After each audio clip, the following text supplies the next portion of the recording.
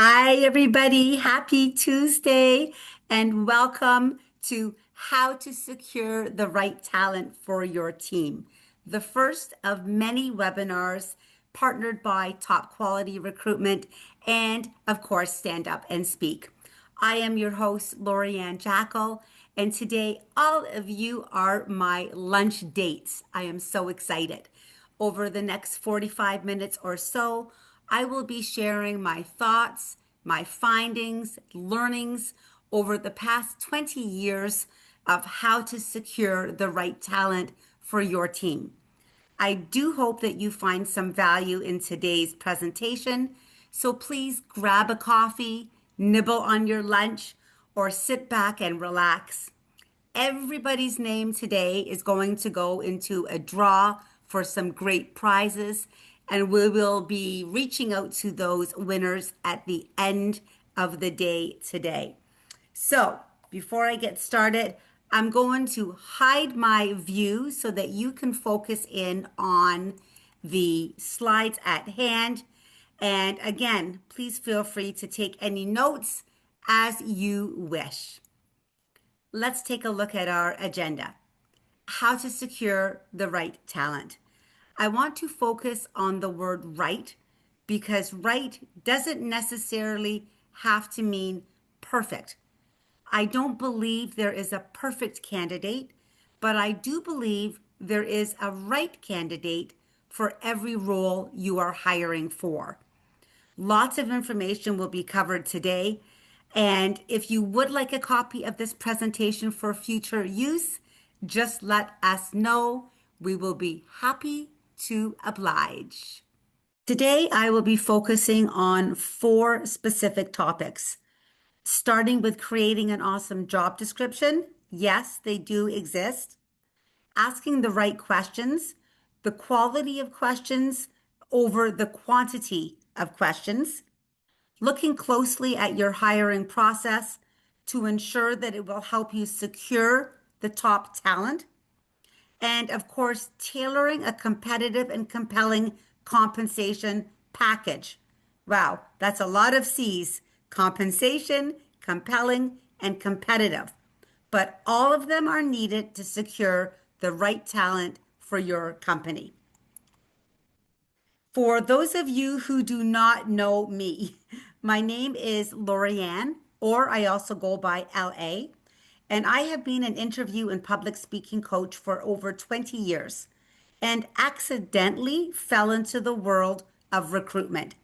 Fun fact, over the years, I have actually driven family members and friends to job interviews, coaching them while driving, and yes, they all got hired, some staying at their employers for over 20 years. So, no pun intended, but I am driven by conversations and connections. And yes, I am passionate about people, their journeys, and their successes. I often thought of a new career, perhaps a coach on wheels, but here I am today, loving what I do and doing what I love. As co founder of Stand Up and Speak, a communications company specializing in effective communication, debating, and interview training, and top quality recruitment, an executive recruitment firm specializing in packaging, pharma, and the food and beverage markets. Communication and connections are my life. Today, I am wearing many hats and will share my thoughts with you as a recruiter, an interview coach, and a hiring manager. I guess you could call me somewhat a jackal of all trades. Okay, moving on to crafting job descriptions that attract. A job description is the first thing a candidate sees about your opportunity. It used to be a tedious chore putting together job descriptions, but now with ChatGPT, job descriptions can be done in minutes. Or you can simply Google any job title and have it at your fingertips just like that. Strong, not long. These are my key words today. When I see a 2 to 3 page job description, I get overwhelmed. When I see 35 plus responsibilities listed for one job, I start to lose interest. When was the last time that you literally read everything on a job description? Every single line. It reminds me of receiving a 4-page resume. Too much information will lead us to skim and perhaps miss some important details. Lengthy job descriptions are no different. They can overwhelm and deter qualified candidates. So I do believe that less is more. Now, what should be included? There is a very big difference between must-haves and nice-to-haves. The nice-to-haves can be found out when you actually speak with the candidate. So please focus on what is mandatory for the role. Culture and values are important, but they do not have to take up 25% of your job description. Include the website that the candidates can dive deeper into your company's mission, values, and culture. I know it is never a great sign when you ask any candidate what they know about your company and they provide minimal information. So please allow them to do their own homework and become more engaged in what you have to offer. Short and sweet are two of my favorite words. Direct language will always improve candidate engagement, so keep it concise. Yes, keep it concise. Let's look at this example of 5 points. Option 1. Responsibilities include managing projects, coordinating with stakeholders, developing reports, and other duties as assigned. Must have a bachelor's degree, 5+ years experience, strong communication skills, proficiency in Microsoft Office and project management software expertise. Now, if you look at option 2, we can scale it down. Lead and manage key projects from initiation to completion. Collaborate with stakeholders to define project scope and deliverables. Deliver clear and concise project status reports. Requires bachelor's degree in a related field and 5+ years of direct project management experience. Can this even be scaled down more? Yes. In bullet 1, we can remove deliver clear and concise project status reports. In bullet 2, we can take out in a related field. Using clear, concise language will improve readability and candidate engagement. Now, if 85% of candidates are reading a job description on their phones and they are scrolling and scrolling and scrolling, the engagement and excitement will diminish the longer it takes to get to the end. So remember, short and sweet. There are many things I see on job descriptions that really need to be more concise. For example, strong communication skills. What does that exactly mean? Your definition of strong and mine could be very different. How about proficient in project management software? I know many quick learners who all believe that they are proficient until they are actually tested. And finally, a bachelor's degree in a related field. Isn't all education relatable? The good news is you will have to find out these answers to your questions when you start asking those right questions.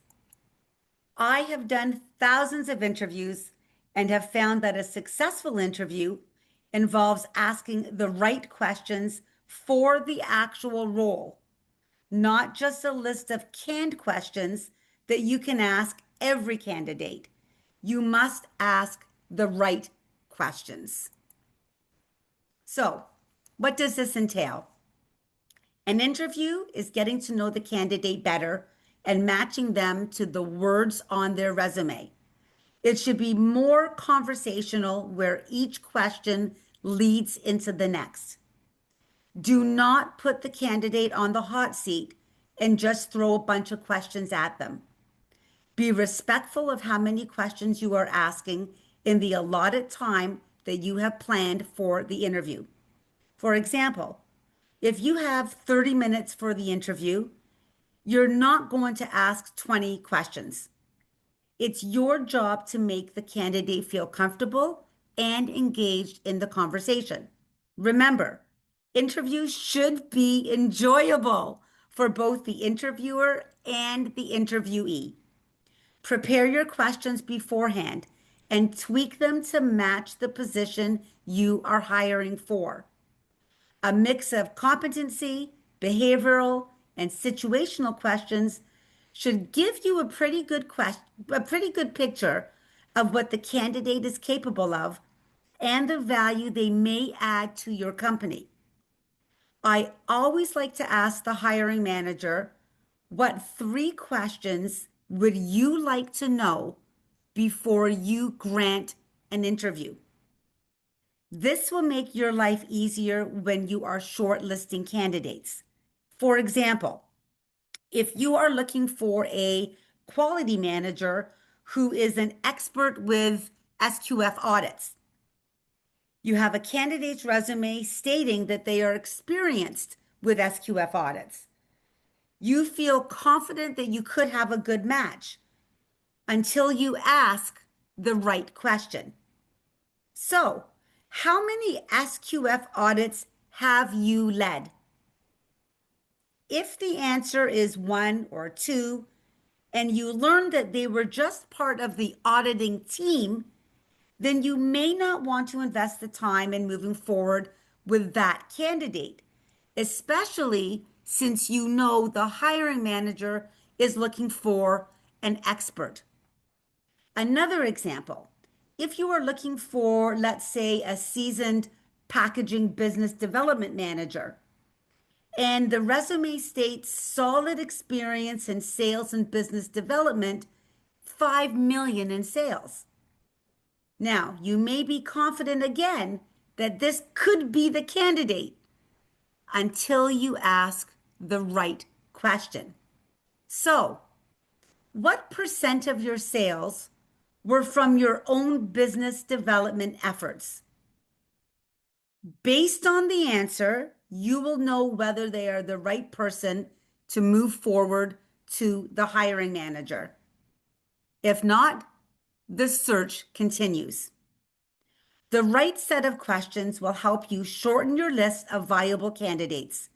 Fewer well-crafted questions can provide a more focused and meaningful conversation.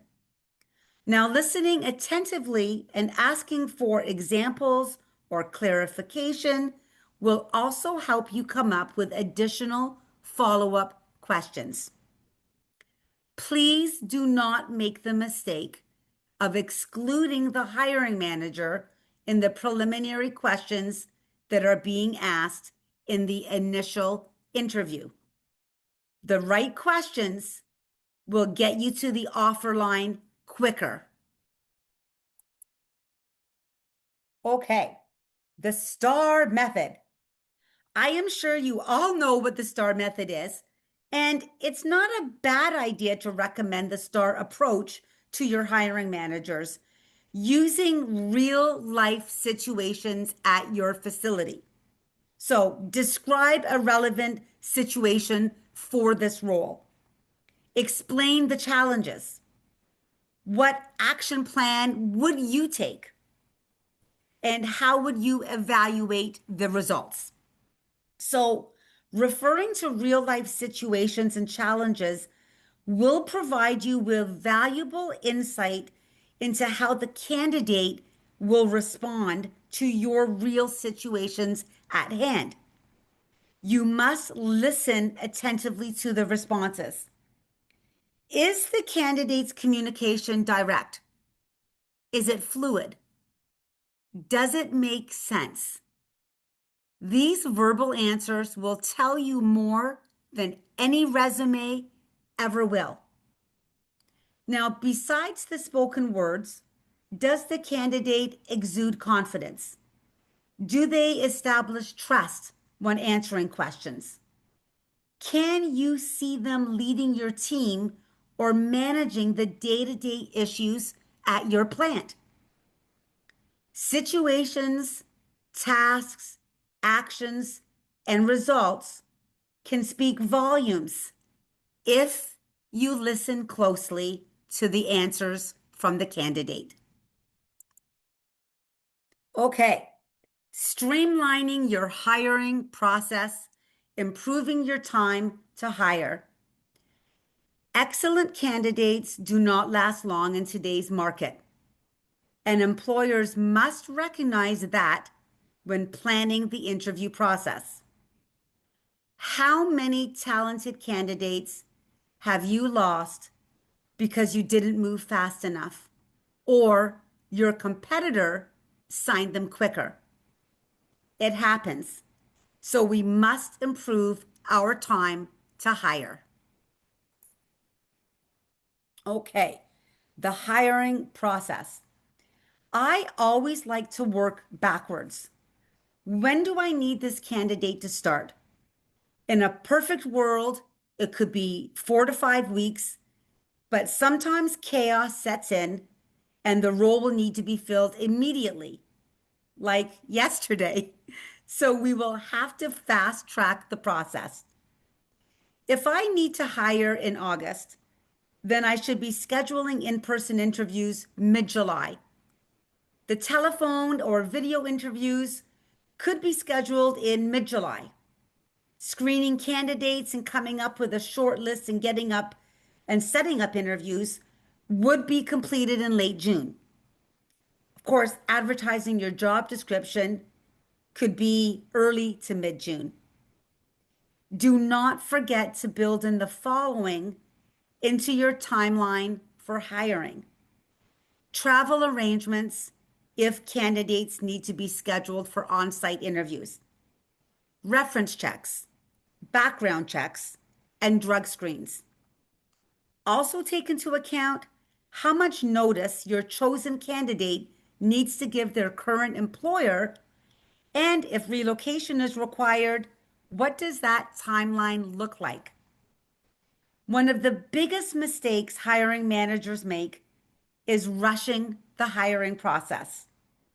Please take the time to get the right person in place. A bad hire will cost you more than money and stress, guaranteed. And while you're at it, make sure you have a succession plan in place for your key leadership roles. This is paramount to your company's success. So, how are we going to improve our hiring? Well, when your role urgently needs to be filled, every day will cost the company money if a position lays vacant for too long. Set realistic expectations to fill your role and communicate this to the hiring manager. Now remember, strong candidates are probably interviewing at your competitors, so time is of the essence. Communication is key. Share your timeline with the hiring manager, your recruiting team, and the candidate. Keep everyone up to date, and if a candidate is not moving forward in the process, please let them know. Any feedback at all is better than silence. Remember, candidates are investing their time in your company, so make sure that the interactions and the follow-ups are professional and timely. I can't stress enough how important the candidate experience is to attracting top talent. The hiring team's reputation is based on professionalism, credibility, and respect for both the candidate and the process. I often hear from candidates that they have completed multiple interviews with the company, and 2 to 3 weeks later, they are still waiting for feedback. Please do not keep candidates waiting. Provide an update as early as possible or let them know why there is a delay in the process, and always keep them engaged. Remember, candidates may not be right for the position at hand, but could be a great fit for another opportunity in the future. If you were to ask candidates who did not get the job offer, what was their experience like with your hiring process? What do you think they will say? That is some good food for thought. Okay, creating a compelling package. My goodness, this is getting great. Candidates today look at the total package when deciding on whether to join your company. Make it as compelling as possible to ensure a successful acceptance of your offer. And we all know there is a lot of time and energy that goes into extending an offer to a candidate. So, what does this look like? Okay, in a nutshell, there are many moving parts to the compensation package: base salary, bonus potential, incentives, benefits, 401k, flexible work hours, car allowance, stock options, PTO, signing bonus, education allowance, and yes, the list goes on. Your job is to make it as competitive and attractive as possible. Market research. There are many sites that offer salary data for your region.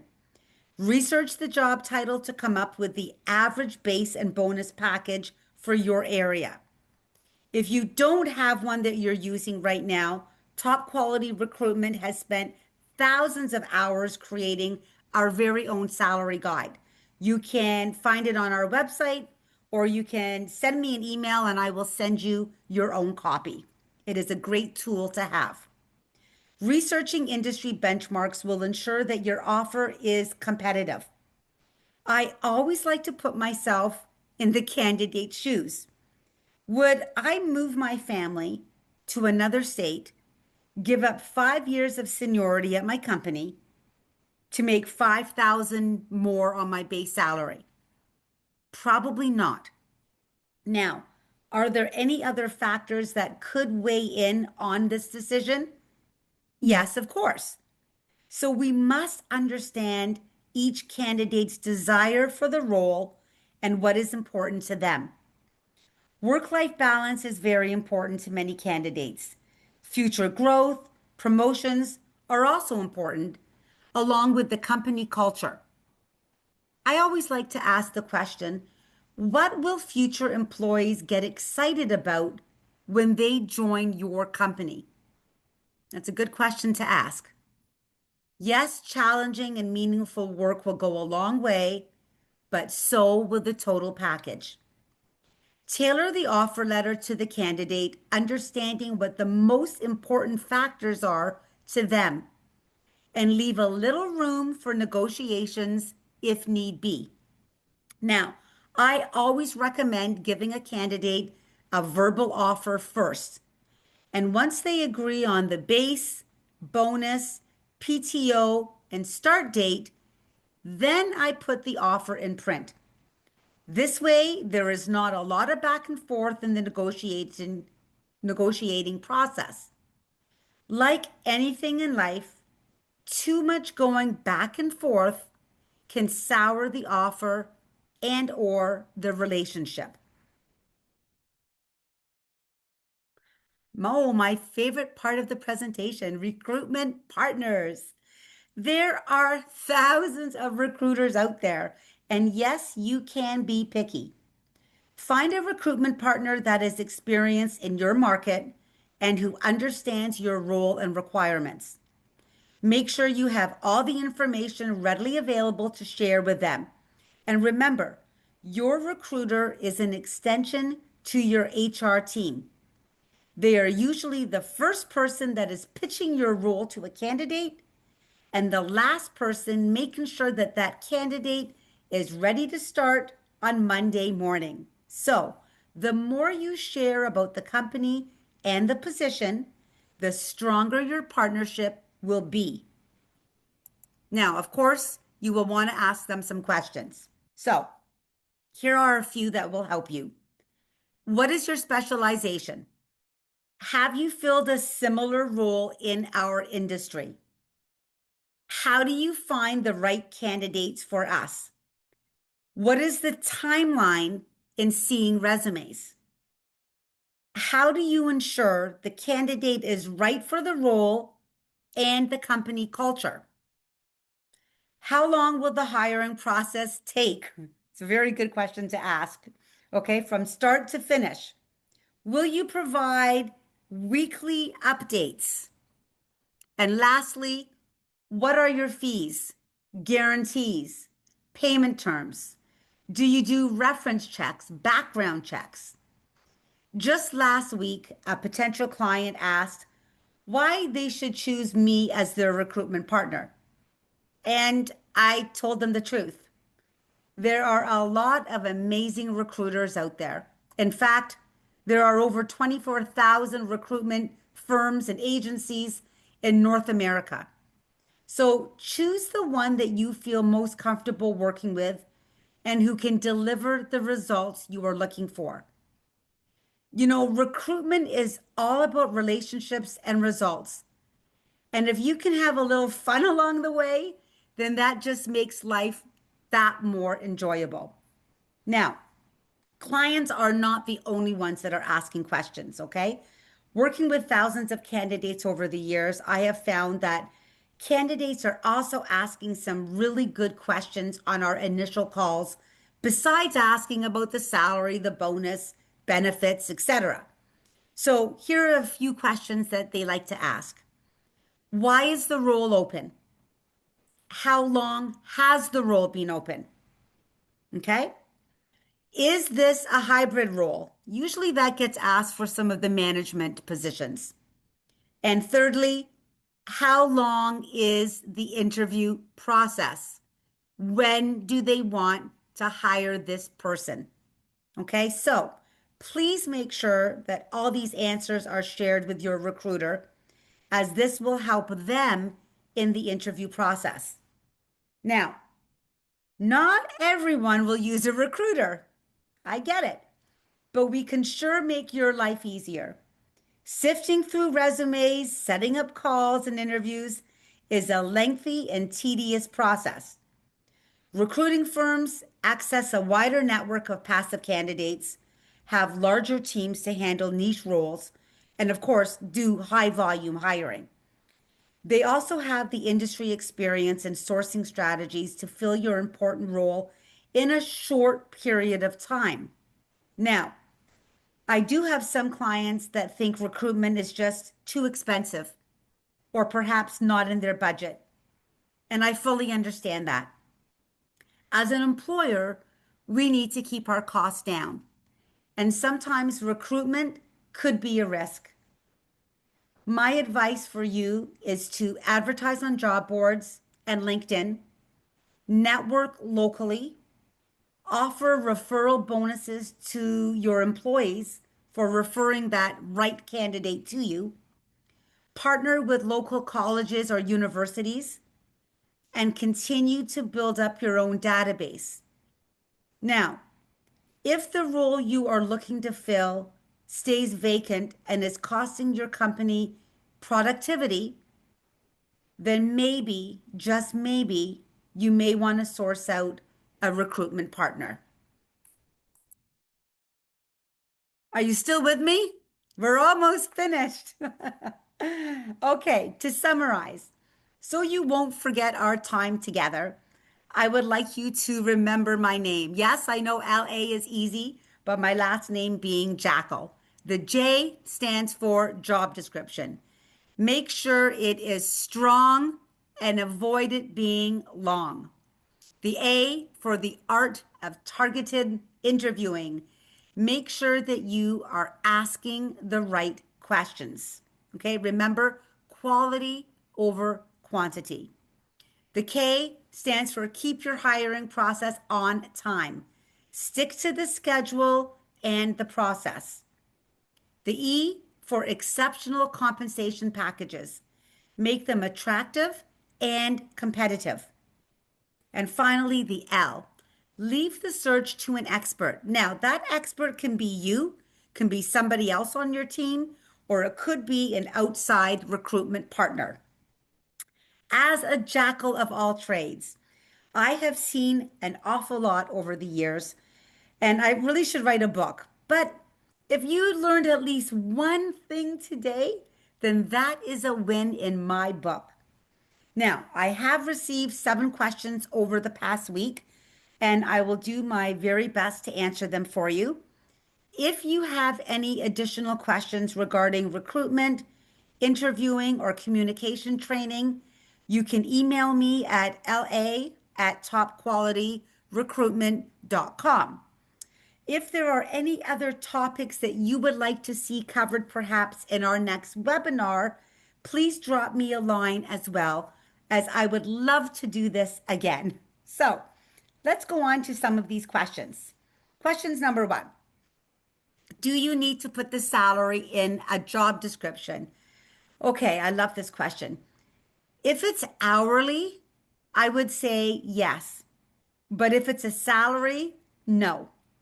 Because when you put a range on a job description, let's say 75K to 95K, the candidate really only sees 95K. So I would rather say a competitive package, because as we learned earlier, the whole package is so much more than just a base salary. Okay. Number 2, how should we notify candidates if they are not moving on in the process? Okay, and we talked a little bit about that earlier as well. Call them if you have the time, or send them an email.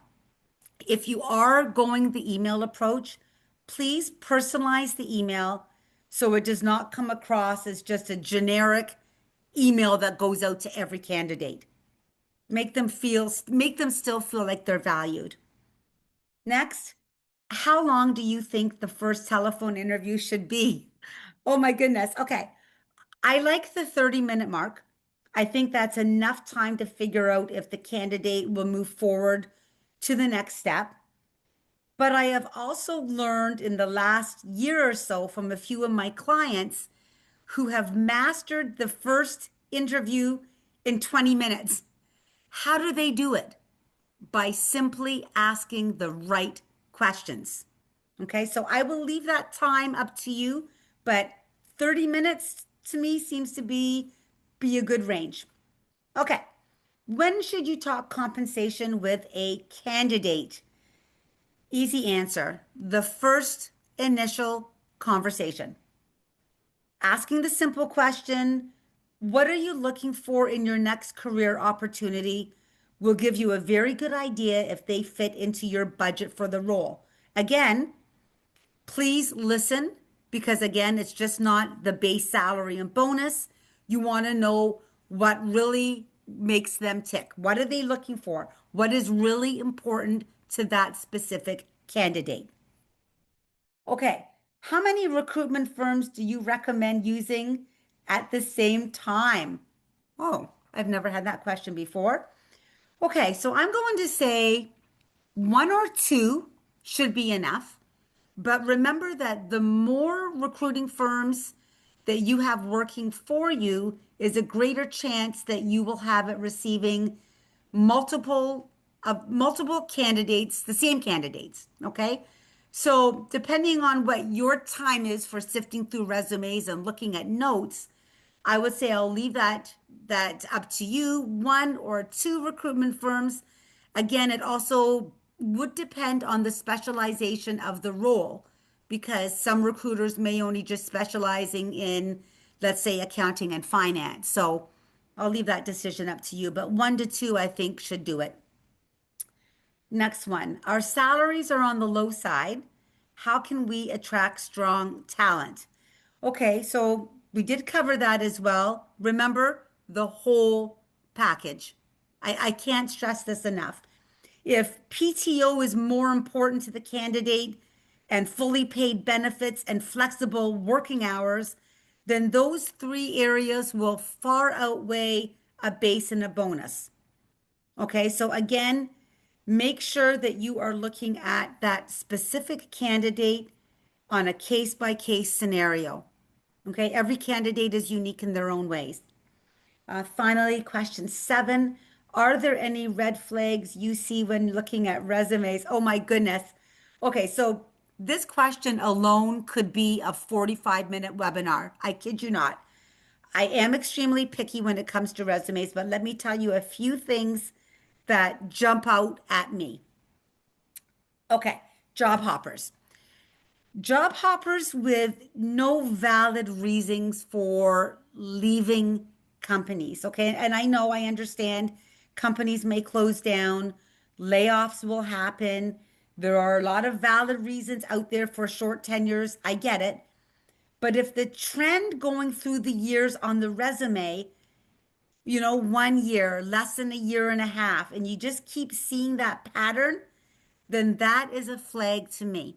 Okay. And if there's any candidates out there that are listening to me today, take note on these things as well, because I'm sure that I am not the only recruiter that is looking at these flags. Okay. I'm also not a big fan of candidates who cut and paste the same responsibilities for every position on their resume. Okay. And on the same note, I'm also not a big fan if they only include just 1 to 2 bullets under each job of their responsibilities. So I really want to kind of find that nice balance of what you actually did at that company. And of course, change it up. Be a little bit creative in your choice of words. Okay, certifications listed on their resume. Yes, these are very important. But if they've expired and if they have happened years and years ago, then there is really no need for you to include them on your resume. That's just simple. I don't know. I don't like asking about certifications and finding out that they expired 8 years ago. Okay. And finally, spelling errors. I know there's AI, there's spell check, but I still see a lot of resumes with spelling errors on it. So those are just some of the red flags that I see when I'm looking at resumes. Okay, we're almost over. I hope that you still have a little bit of your lunch. Maybe you're getting ready for dessert. Maybe it's time to go fill up that coffee of yours. But let's end this on a great note. Thank you so much for joining me today. You have all been such a wonderful lunch date, and I hope that you have found some small value in our time together. On behalf of Top Quality Recruitment, keep securing top quality talent. And on behalf of Stand Up and Speak, keep showing up and standing up for your incredible teams. Securing the right talent is now in your capable hands. Have an awesome day, and I hope to see you soon. Bye bye.